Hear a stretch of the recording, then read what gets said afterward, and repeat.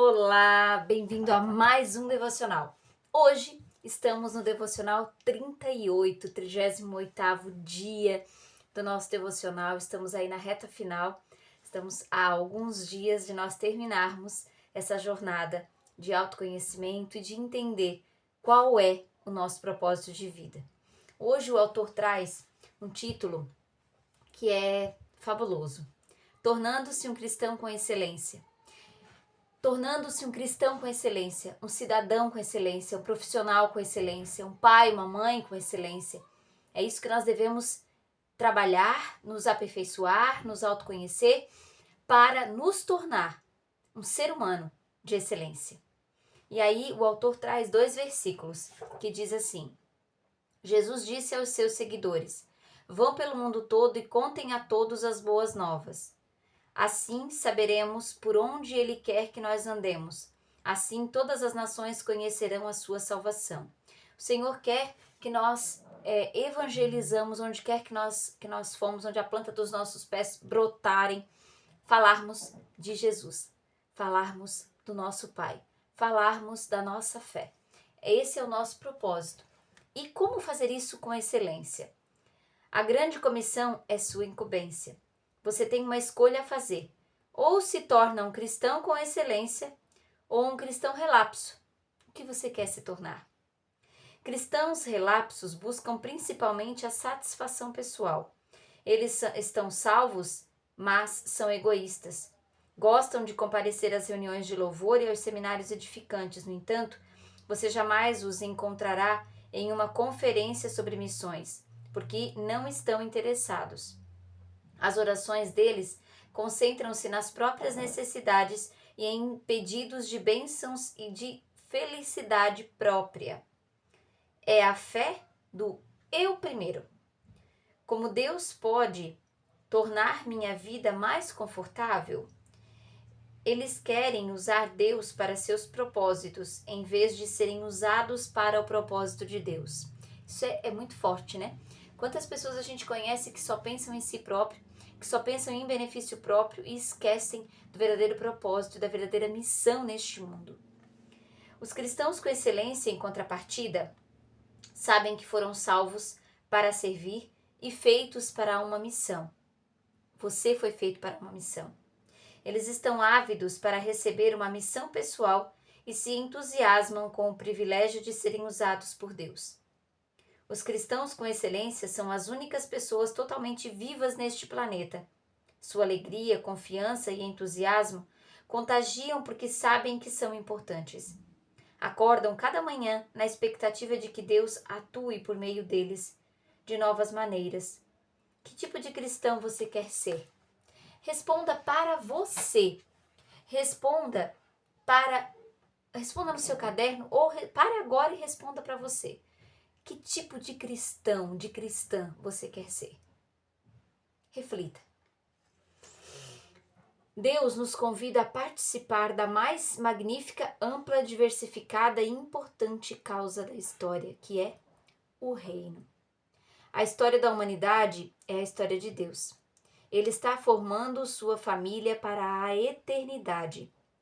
Nada é mais importante nem mais duradouro no livro de Apocalipse. Descobrimos que a missão global de Deus será realizada. Um dia, a grande comissão se tornará a grande consumação. Nos céus, uma enorme multidão de pessoas de todas as nações, tribos, povos e línguas estará um dia diante de Jesus Cristo para adorá-lo. Envolver-nos como cristãos com excelência nos permitirá experimentar um pouco do céu antecipadamente. Quando Jesus ordenou que seus seguidores fossem pelo mundo todo e contassem e anunciassem a todos a boa nova, o pequeno grupo dos pobres discípulos do Oriente Médio ficou chocado. Eles deveriam ir a pé ou cavalgando naqueles animais vagarosos? O que eles deveriam fazer? Era tudo o que tinham para o transporte. E não existiam ainda barcos capazes de atravessar o oceano. Portanto, havia barreiras físicas reais no cumprimento daquela ordem. Hoje temos aviões, barcos, trens, automóveis, ônibus e a internet. Nosso pequeno mundo encolhe a cada dia. Você pode voar sobre o oceano em questão de horas e estar em casa no dia seguinte, se for necessário. As oportunidades que os cristãos comuns têm de se envolver em missões internacionais de curta duração são praticamente ilimitadas. Você pode, sim, evangelizar. Você pode, sim, cumprir a sua missão e levar, sim, a palavra de Deus a todos os povos. Por quê? Porque hoje nós temos, sim, muito mais mobilidade do que na época dos discípulos. Os discípulos foi colocado para os discípulos essa tarefa. Mas pense, nós também somos discípulos de Jesus. Também temos essa tarefa. E como fazemos isso? E hoje temos muito mais facilidades do que na época dos discípulos. Como pensar como um cristão de excelência? Troque o raciocínio egoísta pelo altruísta. A Bíblia diz: amigos, não pensem mais como crianças, pensem como gente madura. Esse é o primeiro passo para se tornar um cristão de excelência. Crianças pensam apenas em si mesmas, são egocêntricas. Pessoas maduras pensam nos outros. Deus ordena: não pensem somente nos próprios interesses, mas estejam interessados nos outros também. É claro que essa é uma mudança de mentalidade difícil de ser realizada, pois somos naturalmente egocêntricos e quase toda a publicidade hoje nos incentiva a pensar em nós mesmos. A única forma de alterar esse padrão é nos tornarmos dependentes de Deus a cada momento. O Senhor quer que nós sejamos dependentes dele. O Senhor quer que nós precisamos dele para fazer, para viver, para acontecer neste mundo. Comece pedindo ao Espírito Santo que o ajude a pensar nas necessidades espirituais dos não cristãos toda vez que for falar com um deles. Com a prática, você poderá desenvolver o hábito de orar silenciosamente, nada além de um sussurro, pela pessoa com quem vai se encontrar. E diga: Pai, ajuda-me a compreender o que está impedindo essa pessoa de te conhecer. E aí, nós nos tornarmos, você se tornar também um discípulo evangelizador de Deus.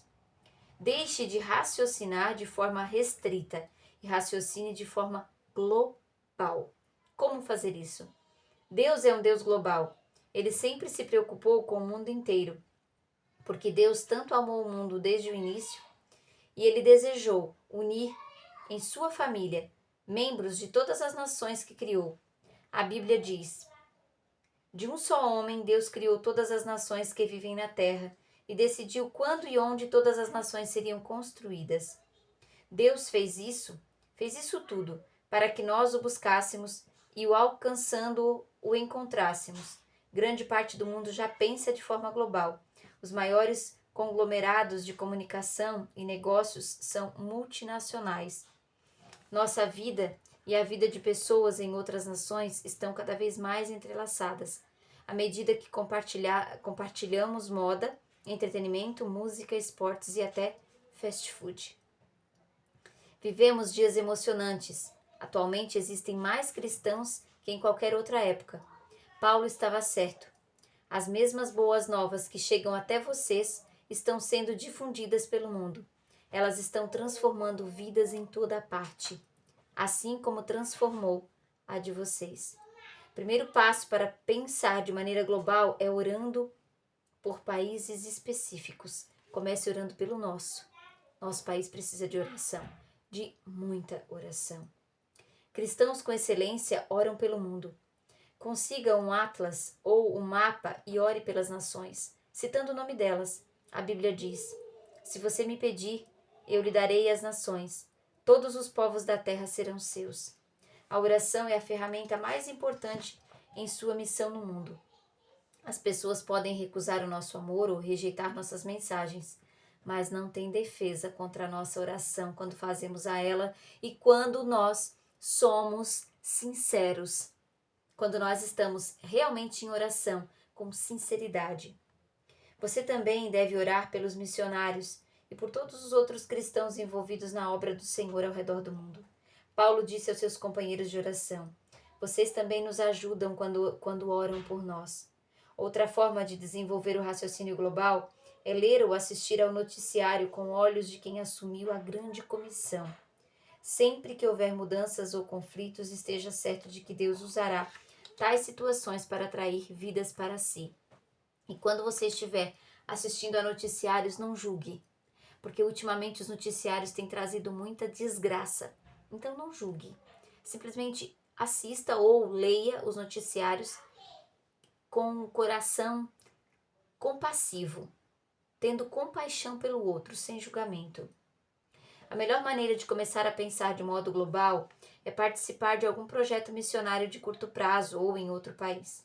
Nada substitui a participação ativa na vida real, em outra cultura.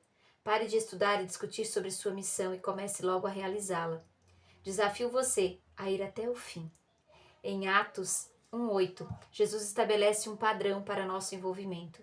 Vocês serão minhas testemunhas em Jerusalém e em toda a Judéia e Samaria, até os confins da terra. Deus disse isso para nós e nós precisamos cumprir esta missão. Estabeleça uma meta para participar de um projeto missionário direcionado a cada um desses 4 alvos. Insisto em que você poupe dinheiro e faça o que for necessário para participar de uma viagem missionária, onde você pode ajudar. Sentir na pele o que o outro sente, né? Faça isso, organize-se. Inclusive eu vou tentar também. Aliás, eu vou conseguir, né? Porque quando a gente tenta, o cérebro já bloqueia. Fazer uma viagem missionária, sentir o que os outros sentem, olhar com compaixão, entender como vivem, como sobrevivem e evangelizar, que é a melhor parte. Substitua o pensamento imediatista pela perspectiva eterna. Para aproveitar ao máximo o seu tempo aqui, você deve manter uma perspectiva eterna. Isso evitará dar importância excessiva às questões menores e o ajudará a distinguir entre o urgente e o eterno. Paulo disse: assim fixamos os olhos, não naquilo que se vê, mas no que não se vê. Pois o que se vê é transitório, mas o que não se vê é eterno. Essa frase já apareceu aqui em um dos nossos devocionais, né? Aquilo que nós vemos é transitório, aquilo que nós não vemos é eterno, ou seja, o reino. Paulo alerta: sejam econômicos na escolha de muitas coisas que o mundo tenta empurrar para vocês. O mundo, como vocês o conhecem, está se desvanecendo. O que está interpondo com sua conivência entre você e sua missão? O que está impedindo de se tornar um cristão com excelência? O que quer que seja, abandone-o. Afastemos de nós qualquer coisa que nos torne vagarosos ou nos atrase. Jesus disse: acumulem para vocês tesouros nos céus e não tesouros neste mundo, tesouros nesta terra. Pare de arranjar desculpas e comece a pensar de forma criativa e cumprir sua incumbência neste mundo. Se você estiver decidido a fazer alguma coisa, há sempre um jeito. E existem organizações prontas para auxiliá-lo. Eis algumas das desculpas mais comuns. Só sei falar inglês. Isso é, na verdade, uma vantagem de muitos países nos quais milhões de pessoas querem aprender a falar esse idioma e estão ávidas por praticá-lo. Não tenho nada a oferecer. Sim, você tem. Cada habilidade e experiência em sua formação pode ser utilizada de algum modo. Estou muito velho ou muito jovem. A maioria das organizações missionárias tem projetos de curto prazo, adequado para cada faixa etária. Então não tem desculpa. Quando você quer fazer, você faz. E se você acha que uma ida missionária a algum país é muito distante da sua realidade, faça aqui, onde nós moramos. Faça aí, na sua região, na sua igreja. Vá levar a cesta básica para as pessoas mais pobres. Seja compassivo, seja humilde e vá até essas pessoas e entenda o que elas vivem e como vivem. É importante.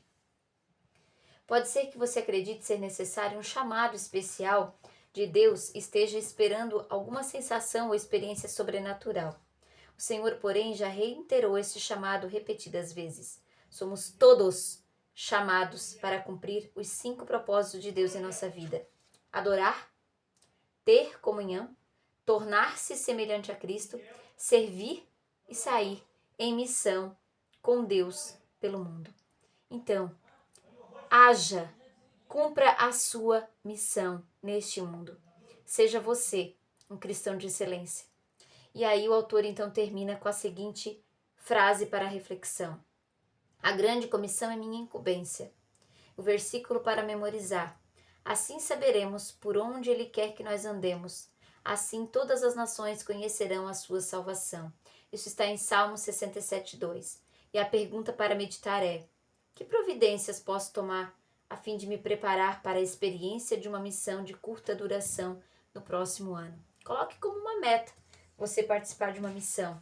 Se não for num país diferente, que seja no nosso, mas não deixe de participar. Não deixe de sentir na pele o que eles sentem, de vivenciar, de compadecer-se, de estar lá com compaixão, olhando olho no olho daqueles que necessitam da nossa evangelização.